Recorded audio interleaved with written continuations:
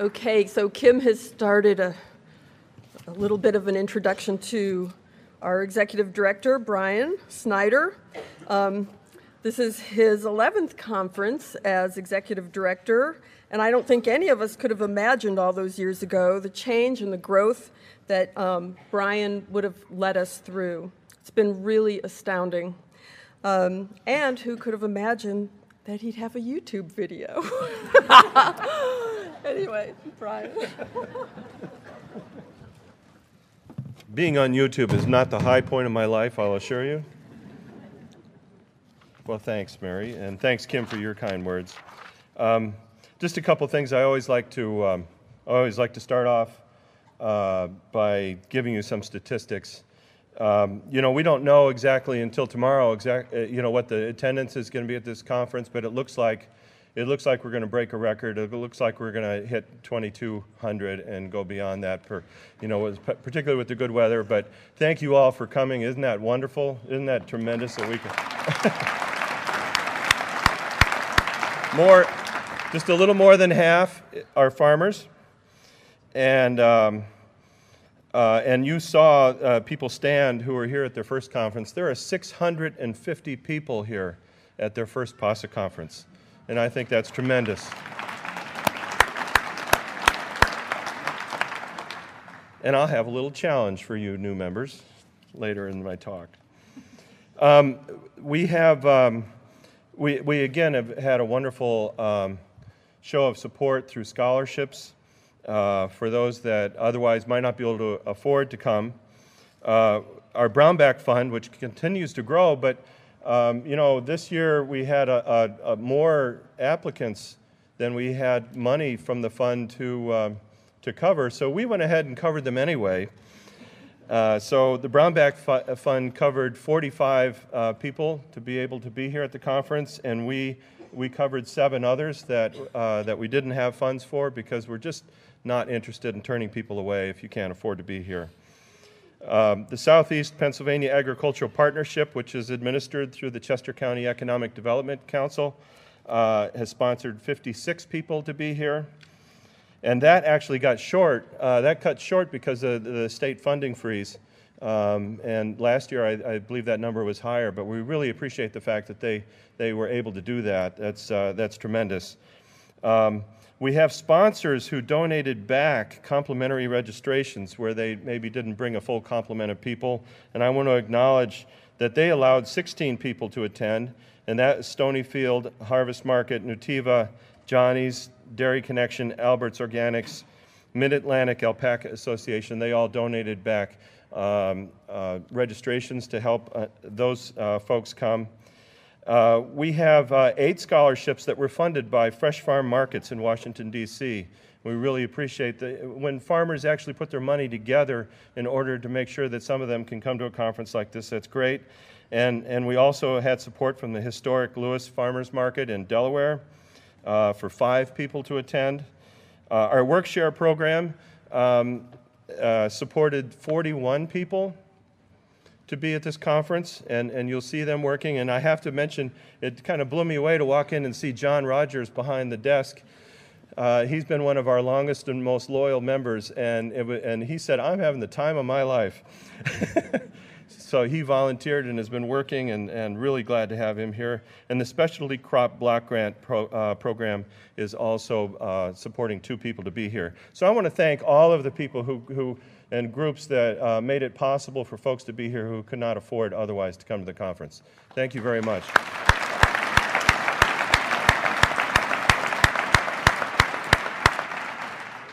I also want to mention some groups, some larger groups that are here. We always have many different colleges and universities, sometimes as many as 30 different schools represented. But there are several groups that need to be commented on. Chatham University, Penn State has a group, Juniata College, Villanova, Radnor Middle School, that's pretty cool. Westtown School, that's cool too, and West Virginia University, they've had groups coming here for many years, and we appreciate all of you who bring groups of students to this conference. Thank you very much.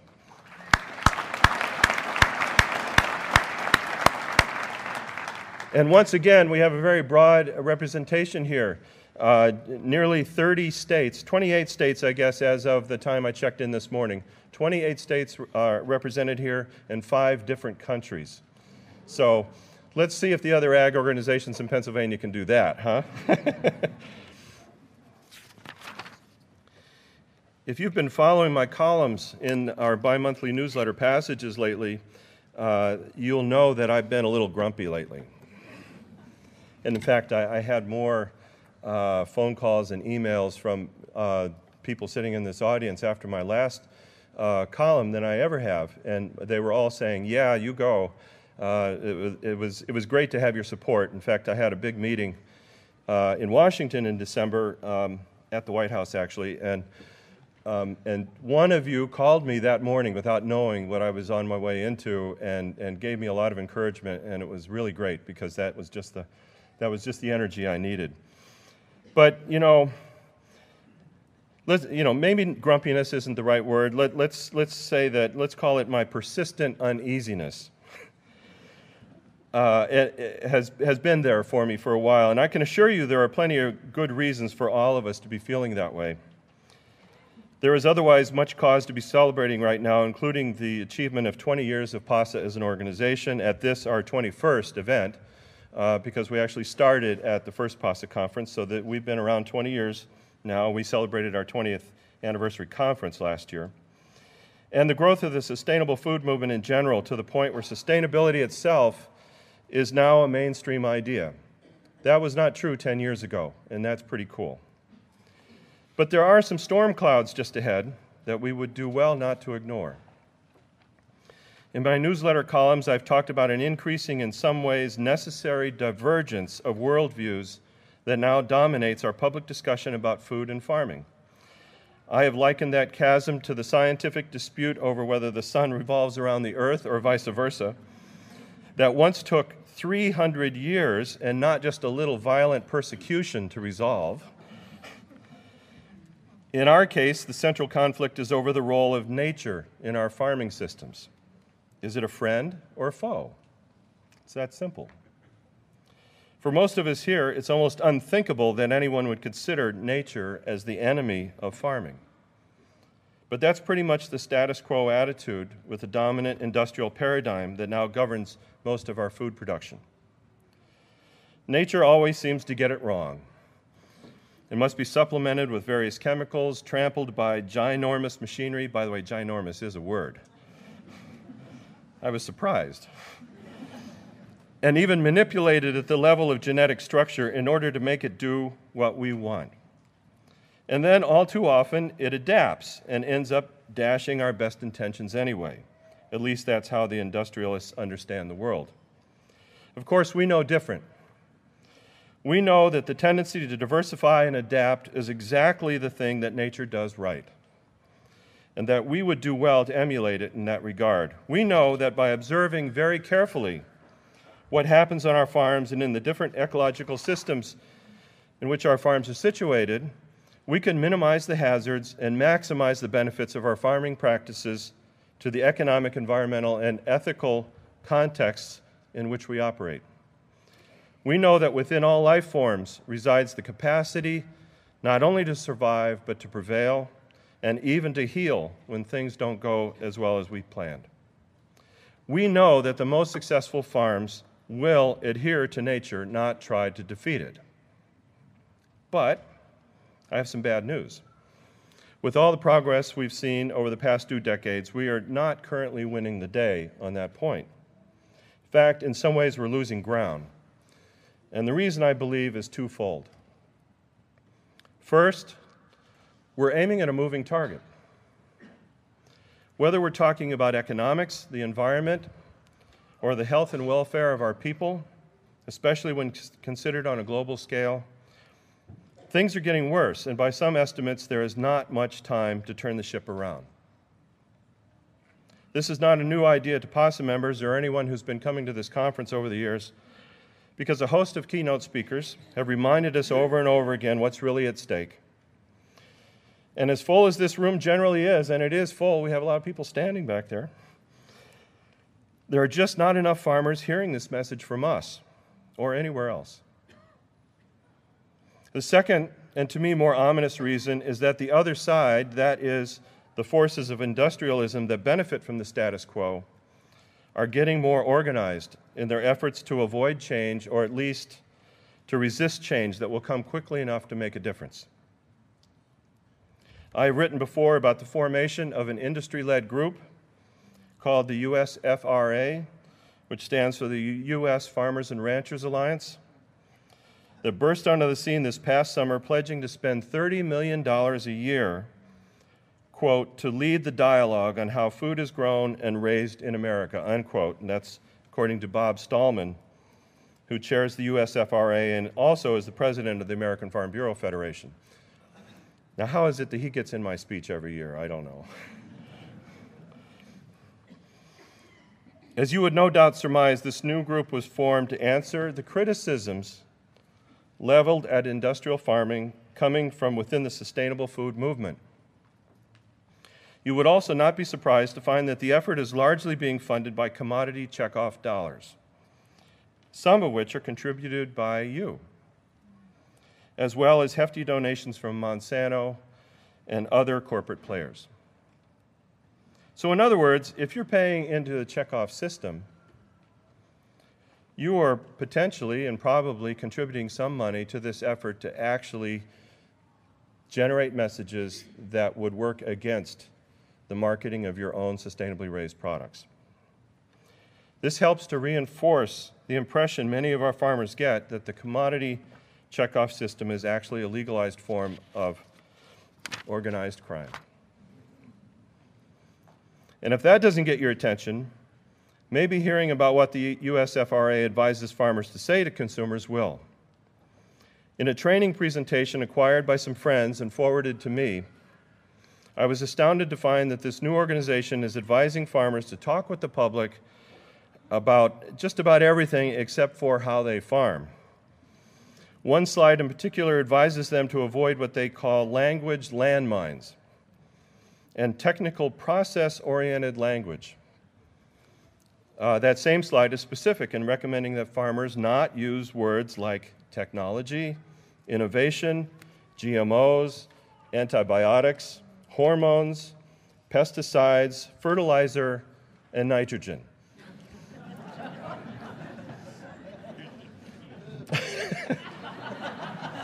So take those words out and talk to people about something else, right? So on another slide, they talk about ditching the technical talk and instead using language that is more, quote unquote, natural, including words like preventing, nurturing, resilient, healthy, and this is the kicker, better tasting. To that I say, go ahead, make my day, right? They recommend that farmers not talk about big, lofty ideas like feeding the world anymore, and also emphasize the need to adopt a strategy of continuous improvement, which is something they rather directly ripped off from the language of sustainable certification. So here's the gist of the good advice for farmers from the USF RA. Don't talk to consumers about what you're doing on your farms. Ask them how they feel about their food. And this is a diversionary tactic of the first order. Well, you might be wondering how I'm able to have any optimism about the future at all. Sometimes I wonder that too. But it's really not all that difficult to maintain hope in the face of dire global circumstances and an organized, industry-fueled disinformation campaign. Because every day on this job, I get to talk with farmers who are proud as can be to talk about what they're doing on their farms. Now, isn't it nice that we belong to a community that likes to talk about their farming practices? Isn't that a good idea?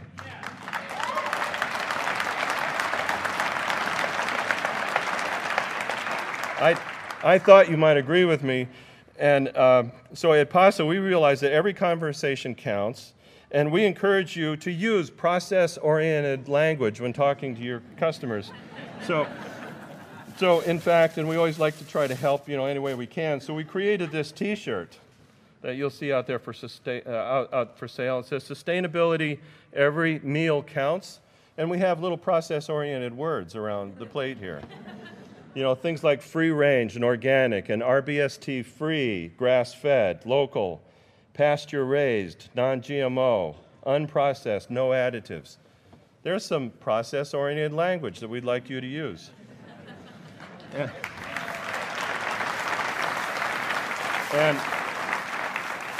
And you know, we like to talk about big ideas too. So, you know, we put this t-shirt together with Chesapeake Bay Foundation that just says simply, food shed, watershed, food shed. And what this can help you to do is just get a conversation started with people. You know, they'll ask about, well, what does that mean? Talk to them about why the watershed and the food shed really is kind of the same thing and how it intersects for every person and every family and every community in such a way that if you're hurting one, you're hurting the other. And if you're doing one the right way, you're probably going to be doing the other one the right way. And then, backed by popular demand, in terms of big ideas, we have feed the world with local food. So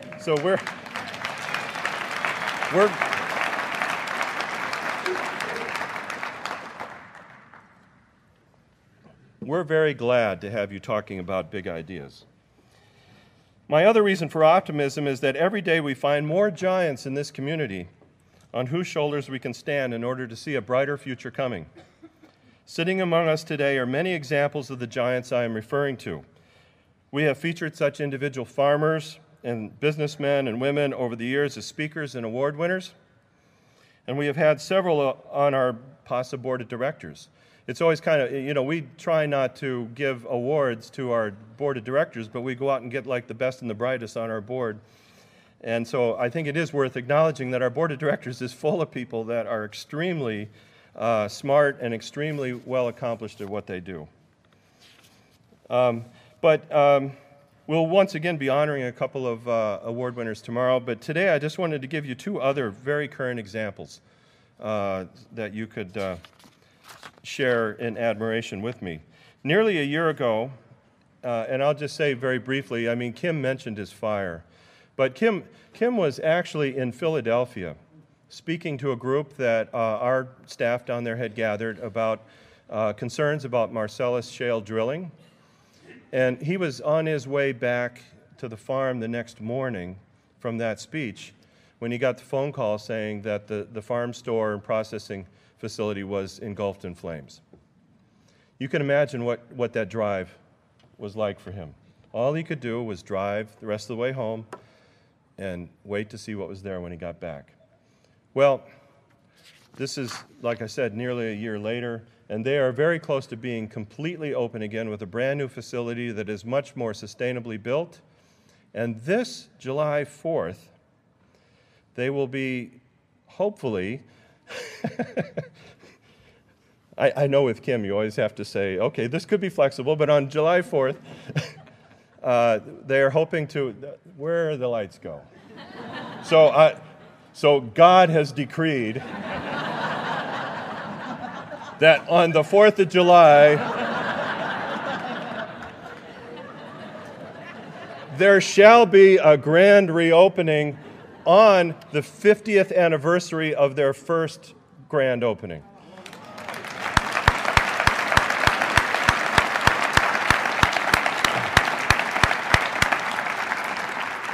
And what's more, you're all invited. You can thank me for that later. So here's another example. Just last fall, our good friends at the Rodale Institute hosted their inaugural Organic Pioneer Awards banquet. And among the very first award winners were Pasa members Drew and Joan Norman, who operate One Straw Farm in Whitehall, Maryland.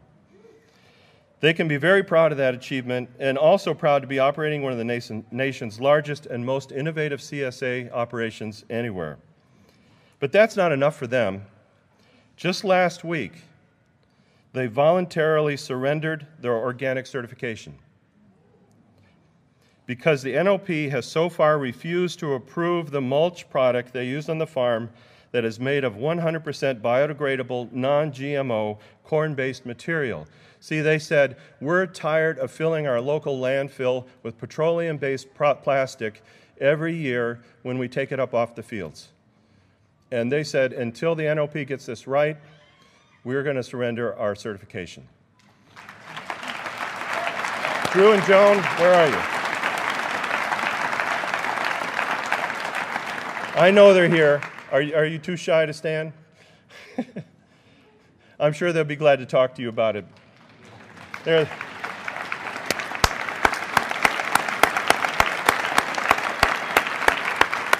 Now, they're not leaving organic behind. They're going to just get out in front a little bit and wait for it to catch up because they want to improve organic.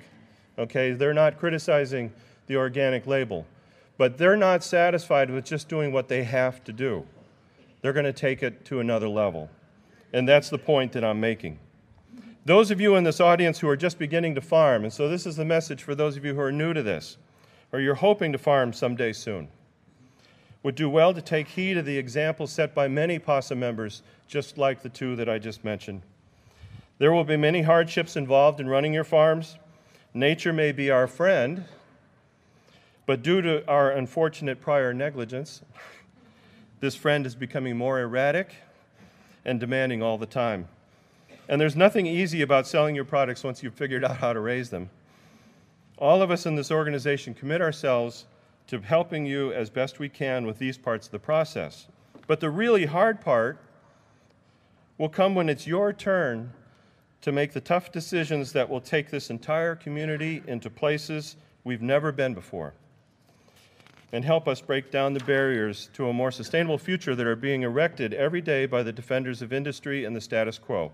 We will be with you then too, but you will be leading the way.